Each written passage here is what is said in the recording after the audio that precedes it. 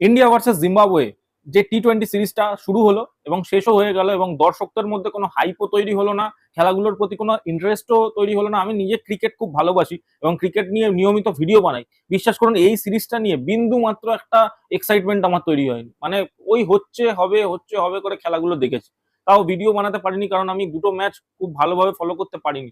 মানে এক তো অ্যাপের একটা ব্যাপার আছে, ফ্যান কোডে ছিল, বাট তারপরেও মানে খেলা টিভিতেও দেখা যাচ্ছিল ইউনাইটেড স্পোর্টসে, বাট দেখা সম্ভব হয়ে ওঠেনি আমার পক্ষে। প্রথম দুটো ম্যাচ একদম মানে কখন শুরু হচ্ছে কখন শেষ হচ্ছে এরকম একটা ব্যাপার, আর বিন্দু মাত্র বিশ্বাস করুন দর্শকদের মধ্যে কোনো হাইপ নেই। সবাই জানে কি হতে চলেছে। আর জিম্বাবুয়ে টিম এই যে ট্যুর গুলো হচ্ছে এইভাবে, এই বাইলেটারাল সিরিজ খেলিয়ে এই জিম্বাবুয়ে, আয়ারল্যান্ড বা এরকম আফগানিস্তান, এই টিমগুলো কতটা মানে গ্রো করতে পারবে ভবিষ্যতে সেটা নিয়ে কিন্তু যথেষ্ট চিন্তা থাকছে। তার কারণ এইভাবে মানে নন হাইপ ম্যাচ গুলো, যেগুলোতে লোকের প্রায় চোখই পড়ে না, প্লাস তারপরে জিরো কম্পিটিশন পুরোপুরি, সেই জায়গায় দাঁড়িয়ে আমি মনে করি মানে যেটা হওয়ার সেটাই হয়েছে। ইন্ডিয়া এক প্রকার ডমিনেট করেছে জিম্বাবুয়েকে এবং 3-0 হোয়াইট ওয়াশ করে জিম্বাবুয়েকে সিরিজ জিতেছে, এবং শ্রেয়াস আইয়ার ফাইনালি একটা সিরিজ জিতেছে এবং পরপর 3টে ম্যাচও জিতেছে। যে হারের তার সিলসিলা চলছিল সেটাকে সে শেষ করে অতিক্রম করে ফাইনালি জয়ের পথে ফিরেছে, তাও সেটা জিম্বাবুয়ের বিরুদ্ধে। এবং অবশ্যই এই সিরিজের যেটা হাইলাইট সেটা হলো বৈভব সূর্যবংশী। বৈভব সূর্যবংশী যেভাবে স্টার্টিং করেছে তার কেরিয়ারের, যদিও ইংল্যান্ডের প্রথম 4টে ম্যাচ তার পক্ষে খুব একটা ভালো যায়নি, প্রথম 3টে ম্যাচ, বাট এখানে এসে কিন্তু সে ঘুরে দাঁড়িয়েছে এবং তার পারফরমেন্সের জন্য সে কিন্তু প্লেয়ার অফ দ্য সিরিজের ট্রফিটাও পেয়েছে। এবার আসুন অ্যানালাইজ করা যাক এই টোটাল সিরিজটা কি পজিটিভস পেল ইন্ডিয়া এবং কি নেগেটিভ হলো ইন্ডিয়ার জন্য, এবং ইন ফিউচার এই বাইলেটারাল সিরিজের ভবিষ্যৎটা কোন জায়গায় যাচ্ছে।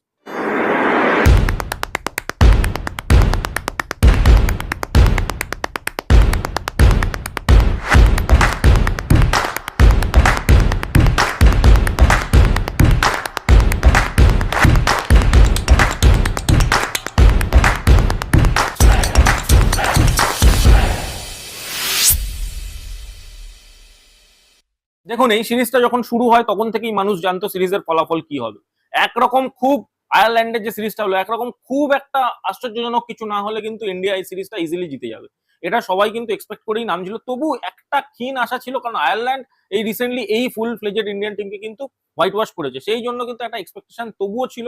বাট যখন ইন্ডিয়া প্রথম ম্যাচ থেকে খেলতে নামে একদম ডমিনেটিং ওয়েতে তারা খেলে, এবং অন অ্যাভারেজ মানে জিম্বাবুয়ে কোনো কম্পিটিশনই দিতে পারেন ইন্ডিয়াকে, এটা কিন্তু ক্লিয়ারলি বলা যায়। যাও বা জিম্বাবুয়ান বোলাররা কিছুটা হলেও বোলিং করেছে, ব্যাটসম্যান তো একবারে ক্লুলেস।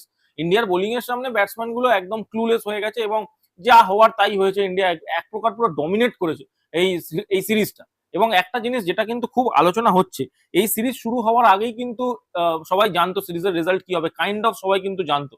এবং এই বাইলেটারাল সিরিজের ফিউচারটা কি, বাইলেটারাল সিরিজের হাইপই তৈরি হচ্ছে না। আজ বাদে কাল যদি এইরকম ধরনের সিরিজ হতে থাকে, এতটাই ওয়ান সাইডেড সিরিজ হতে থাকে, তাহলে সত্যি কথা বলতে কি এর ব্রডকাস্টিং ভ্যালুও কমে যাবে, কেউ দেখাতেও চাইবে না এই খেলাগুলো। কেনই বা দেখাবি, খেলাটার প্রতি কোনো কারোর ইন্টারেস্টই তৈরি হয়নি। আপনি চিন্তা করতে পারছেন। আর তার থেকে বড় কথা, আপনি এই রিসেন্টলি ইংল্যান্ডে যে সিরিজটা হলো আপনি দেখুন, ওয়ান ডে সিরিজটাই যদি আমি বলি, অ্যাটলিস্ট দর্শক হচ্ছিল, মানুষের মধ্যে কথা হচ্ছিল বিরাট কোহলি, রোহিত শর্মা, তাছাড়াও ম্যাচ ইন্ডিয়া হারছিল জিতছিল, একটা কম্পিটিশন ছিল, কম্পিটিটিভ ক্রিকেট হচ্ছিল। বাট এখানে কম্পিটিশনই নেই। ক্রিকেট মানুষ ভালোবাসেই এই জন্য যেখানে কম্পিটিশন হয়, বাট সেটাই কম্পিটিশনটা যদি ক্রিকেট থেকে মিসিং হয়ে যায়, তাহলে এই বাইলেটারাল সিরিজের ভ্যালুটা কি থাকে? আমার মতে যদি এইরকমই সিরিজ হোস্ট করতে হয়, তাহলে একটা ট্রায়াঙ্গুলার সিরিজ, ট্রাই সিরিজ করানো যেতে পারে, ট্রাই সিরিজের দিকে বেশি মন দেওয়া যেতে পারে। ট্রাই সিরিজ বা 4টে টিমের একটা সিরিজ করাতে পারে, যেখানে একটা উইনার হবে। ধরুন ট্রাই সিরিজ হচ্ছে ইন্ডিয়া, সাউথ আফ্রিকা, জিম্বাবুয়ে, তাহলে একটা ইন্টারেস্ট তৈরি হয়। কারণ বাই চান্স একটা ম্যাচ ধরুন জিম্বাবুয়ে জিতে গেল মাঝখানে, তখন একটা টিমের জন্য ফাইনাল খেলা প্রায় অসম্ভব হয়ে পড়বে, এইরকম একটা সিচুয়েশন থাকবে, একটা টাফ সিচুয়েশন তৈরি হবে। বাট এই বাইলেটারাল সিরিজে কোনো সিচুয়েশনই তৈরি হয় না। একটা প্রকার মানে যখন এরম বিশেষ করে খেলা হয় ইন্ডিয়া জিম্বাবুয়ে বা ইন্ডিয়া আফগানিস্তান, আমি দেখলাম ঘরের মাঠে ইন্ডিয়া ভার্সেস আফগানিস্তানের ওয়ানডে সিরিজটা হলো, এক ইন্ডিয়া পুরো ডমিনেট করলো এবং জিতে গেল। এইভাবে ক্রিকেটের পপুলারিটিটা তো কমে যাচ্ছে। ক্রিকেট যারা ভালোবাসে, কম্পিটিটিভ ম্যাচ দেখার জন্য ভালোবাসে, কম্পিটিটিভ ম্যাচ যদি না হয়, তাহলে ক্রিকেটের পপুলারিটি বেশি দিন কিন্তু ধরে রাখতে পারবে না। এই একটা টিম এরম ডমিনেট করছে আর একটা টিম খেলতেই পারছে না। আর ক্রিকেট এখন সত্যি কথা বলতে কি 3টে টিমের মধ্যেই সীমাবদ্ধ, 3-4টে টিমের মধ্যেই সীমাবদ্ধ হয়ে গেছে। India, England, Australia, south Africa, New Zealand কোথাও গিয়ে একটা ভালো কম্পিটিশন দেয়। এই 5টা টিম আমি বলতে পারি যারা কম্পিটিশন দেয়। এর বাইরের টিম যারা আছে, ওয়েস্ট ইন্ডিজ বলুন বা আফগানিস্তান বলুন, শ্রীলঙ্কা বলুন, কারোর তারা কেউই মানে এখন সেইভাবে খেলছে না। আর এর মেন কারণটাই হচ্ছে কিন্তু ইন্টারেস্ট, মানে মানুষের ইন্টারেস্ট হারাচ্ছে এই বাইলেটারাল সিরিজের জন্য। আমি বলছি আইসিসির ইমিডিয়েটলি ভাবা উচিত কিন্তু ট্রাই সিরিজ করার জন্য, যাতে করে মানুষের আবার সেই ইন্টারন্যাশনাল ম্যাচেস গুলো দেখার জন্য ইন্টারেস্ট চলে আসে। কারণ শুধুমাত্র চ্যাম্পিয়ন্স ট্রফি, শুধুমাত্র ওয়ার্ল্ড কাপ হবে, শুধুমাত্র টি-20 ওয়ার্ল্ড কাপেই আমরা খেলা দেখবো, বাকি সময় খেলা দেখবো না, বা টেস্ট ম্যাচের ক্ষেত্রে শুধুমাত্র আমরা অস্ট্রেলিয়াতে ইংল্যান্ডেই খেলাগুলো দেখবো, বাকি জায়গায় খেলা দেখবো না, সেটা হলে কিন্তু ক্রিকেটের পক্ষেই খুব হার্মফুল।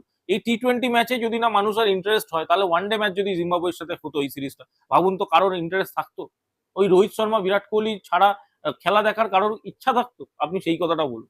আমি যদি স্ট্যাটসে আসি যে কারা কারা কেমন ফলাফল করেছে, দেখুন ইন্ডিয়ার হয়ে বৈভব সূর্যবংশী দুর্দান্ত খেলেছে, 3 ম্যাচে 151 রান করেছে, এবং তারপরেই কিন্তু যার নামটা না নিলেই নয় সেটা হলো ঈশান কিষান, সে কিন্তু 3 ম্যাচে 145 রান করেছে। এই দুজনের কিন্তু কন্ট্রিবিউশন ইন্ডিয়ান টিমের হয়ে খুব বেশি।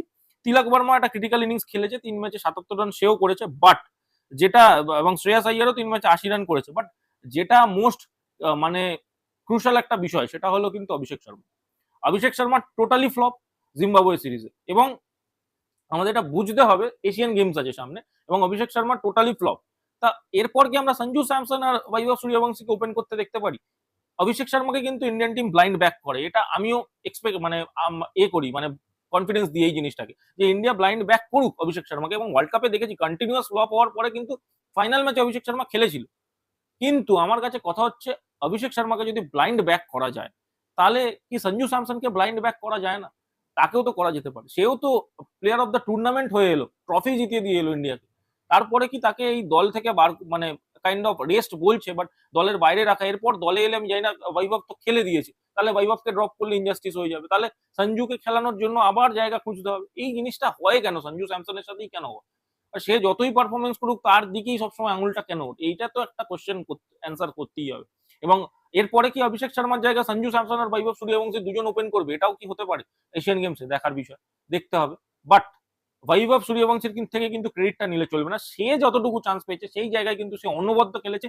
এক প্রকার বৈভব সূর্যবংশী যখন খেলছে, এটা কিন্তু বলতে হবে তার মধ্যে একটা রুথলেস, ফিয়ারলেস ব্যাপার আছে, যে আমি যখন খেলবো আমি আমার মতো উড়িয়ে খেলবো। এবং তার স্ট্রাইক রেট সবসময় আপনার কথা বলে। স্ট্রাইক রেটে যদি আমি যাই, তাহলে কিন্তু ডেফিনেটলি বৈভব সূর্যবংশীর স্ট্রাইক রেট খুবই বেশি, এবং তার 50-এর অ্যাভারেজে সে রান করেছে। এবং তারপরেই যে আছে সেটা হলো ঈশান কিষান, তারও কিন্তু 145 রান আছে। নাম্বার 3 তে কিন্তু ঈশান কিষান নিজের জায়গাটা পুরো সিমেন্ট করে নিয়েছে, এটা কিন্তু বলতেই হবে। ঈশান কিষানকে কিন্তু কেউ ড্রপ করতে পারবে না, এবং ঈশান কিষান কিন্তু স্লোলি ওয়ানডে টিমেও কিন্তু নাম্বার 4 নাম্বার পজিশনটা নিচ্ছে। এবং দেখতে হবে যদি ঈশান কিষান আর মানে কেএল রাহুল দুজনকে খেলায়, তাহলে ড্রপ কে হয়? ওয়ানডে টিমেও কিন্তু যথেষ্ট একটা সিচুয়েশন তৈরি হচ্ছে, কোন একটা প্লেয়ার ড্রপ হতে পারে। বৈভব সূর্যবংশী 196 স্ট্রাইক রেটে থ্রু আউট খেলেছে এই সিরিজটা, এবং তিলক বর্মার যদিও তারপরে স্ট্রাইক রেট আছে, বাট বৈভব মানে কি বলবো, ইন্ডিয়ার হয়ে লাইমলাইট ছিনিয়ে নিয়েছে। এবার যদি আমি উইকেটস এর দিক থেকে বলি, অবশ্যই ইন্ডিয়ান টিমে একটা খুবই ইনএক্সপিরিয়েন্স সাইড নিয়ে এই সিরিজটা খেলেছে। মানে বোলিং এর দিক থেকে অন্তত যদি বলি, মায়াঙ্ক যাদব এখানে 3 ম্যাচে 5 উইকেট নিয়েছে, প্রিন্স যাদব 2 ম্যাচে 4 উইকেট, এবং ইয়াশ ঠাকুর 2 ম্যাচে 4 উইকেট নিয়েছে। পুরোই ইয়াং বোলিং লাইন আপ নিয়ে খেলা হয়েছে। মায়াঙ্ক যাদবকে দেখে ভালো লাগলো, অনেকদিন পর সে ইনজুরি কাটিয়ে অ্যাটলিস্ট টিম ইন্ডিয়াতে কামব্যাক করছে, এবং তার বোলিং কিন্তু, এই মায়াঙ্ক যাদব যদি থাকে তবে সে কিন্তু ভালো বোলিং করে, এটা কিন্তু অস্বীকার করার জায়গা নেই। তবে এখানে একটা কিন্তু বড় প্রশ্ন আসছে, যে এই সিরিজটা কি আদৌ কম্পিটিটিভ কোনো সিরিজ ছিল? এই প্রশ্নের কিন্তু উত্তর দিতে হবে টিম ইন্ডিয়াকে, কারণ এটা আমি মনে করি কোনো কম্পিটিটিভ সিরিজই হয়নি। এই সিরিজটা কোনো কম্পিটিশনই ছিল না, একতরফা ইন্ডিয়া নেমেছে, খেলেছে, জিতেছে, জাস্ট মানে এটা পুরো একটা মানে বেসলেস সিরিজ হয়েছে। সেখানেও অভিষেক শর্মা ফ্লপ, এই প্রশ্নটা কিন্তু উঠছে। আর এমন একটা সিচুয়েশন তৈরি হয়েছে, যে ফ্লপ হবে পরের সিরিজে যে সে চান্স পাবে তার কোনো গ্যারান্টি নেই, সে যতই তুমি প্লেয়ার অফ দ্য টুর্নামেন্ট হোক বা যাই হোক। তো দেখার বিষয় কি হয়। টিম ম্যানেজমেন্ট আই থিঙ্ক এবার সঞ্জুকে একটা লং রান দেওয়া উচিত, আমি মনে করি। তো বৈভবকেও অ্যাজ ওয়েল এজ, আর অভিষেক শর্মাকেও ড্রপ করা তো উচিত না। এবার কি, কোথায়, কাকে কি কিভাবে খেলাবে সেটা ইন্ডিয়ান টিমই ঠিক করবে। তো ভিডিওটা ভালো লাগলে অবশ্যই লাইক করে দিন, শেয়ার করে দিন, এবং আপনাদের মতামতটা কমেন্ট করে জানান, এবং চ্যানেলে নতুন হয়ে থাকলে কিন্তু চ্যানেলটাকে সাবস্ক্রাইব করে দিয়ে যেতে ভুলবেন না। এই বলে আমি ভিডিওটা শেষ করছি। ধন্যবাদ।